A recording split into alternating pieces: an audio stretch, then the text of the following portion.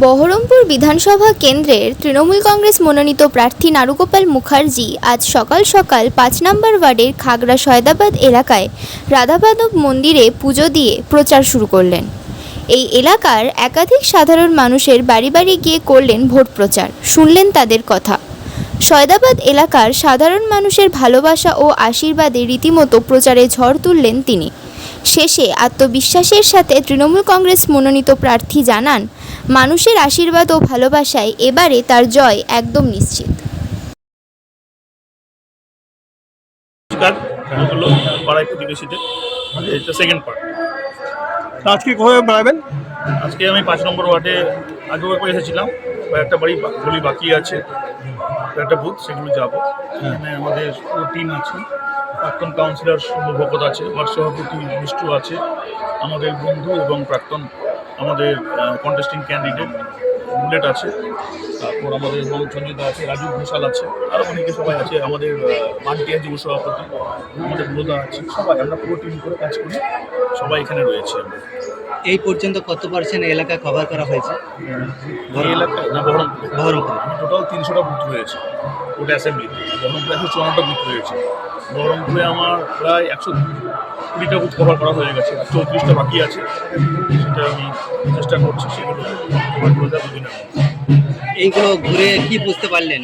এগুলো ধরে যেটা বুঝতে পারছি যে আমরা তো এমনি এমনি যাচ্ছি না গলিতে গলিতে। দেখবেন অন্য যারা জনপ্রতিনিধি তারা বাড়িতে বাড়িতে যাচ্ছে না, তারা সোশ্যাল মিডিয়ায় তারা বেশি ডেভেলপ, বাজনা বাজাচ্ছে, যাচ্ছে, রাস্তার মধ্যে যাচ্ছে, স্বাভাবিকভাবে বাজারে যখন লোকজন থাকছে, গোটা বহরমপুর থেকে লোকজন ৫০টা জোগাড় করে আর ২০০ পুলিশ নিয়ে যাচ্ছে, দিয়ে নমস্কার করে চলে আসছে। ওটা হচ্ছে এক্সটেম্পো। এক্সটেম্পো মিনস হচ্ছে আপনার আপেক্ষিকতা, অর্থাৎ চটজলদি কিছু একটা বাজার গরম হয়ে গেল সেরকমভাবে আপনার যাচ্ছে। কিন্তু আমরা ওরকমভাবে আমাদের কাছে প্রচার করা দরকার নেই। ৪ বছর থেকে মিউনিসিপ্যালিটি আমরা পেয়েছি, প্রত্যেকদিন মানুষের সঙ্গে লাইট, রাস্তাঘাট, পানীয় জল, তার সঙ্গে রয়েছে আমাদের মমতা ব্যানার্জির যে স্কিমগুলো রয়েছে সেগুলোর মধ্যে দিয়ে মানুষের সঙ্গে নিবিড় যোগাযোগ। তো সেই জন্য আমরা যেহেতু প্রত্যেকটা মানুষের লোক, আমরা তো ঢাকঢোল পিটিয়ে ওরকমভাবে মানে বড় নমস্কার করে চলে আসা দায়িত্ব জ্ঞানহীনের মতো রাজনীতি আমরা করিও না, করবো না। আমাদের প্রতিটা মানুষের সঙ্গে গলিতে গলিতে কানেক্টেড, নিবিড় সম্পর্ক, প্রতিটা বুথে বুথে আমাদের লোক আছে, তারাই পরিষেবাটা প্রোভাইড করছে। তাদের সঙ্গে গিয়ে আমার মনে হয়েছে আশীর্বাদ নেওয়া দরকার, সেই জন্য প্রতিটা বুথে যাচ্ছে। আচ্ছা, এই যে ভোটের আগে সাধারণ মানুষের বাড়ি বাড়ি যাচ্ছেন, হয়তো পাওয়ারে আসার পরেও কি তাদের খোঁজ খবর নেবেন? তো খোঁজ খবর নিচ্ছি বলে তো যাওয়াটা, পাওয়ারে তো আছি, পাওয়ারতে চলে যায়নি।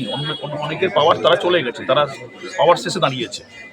আমরা পাওয়ারের থেকে হচ্ছে লোকের বাড়িতে যাচ্ছি, তাহলে বুঝতে পারছি যে পাওয়ারের থেকে মানে আমি তো স্ট্যান্ডিং চেয়ারম্যান, মিউনিসিপ্যালিটি আমাদের হাতে আছে, তার মানে প্রতিদিনের পরিষেবার জায়গাটা কিন্তু আমরাই দেবো।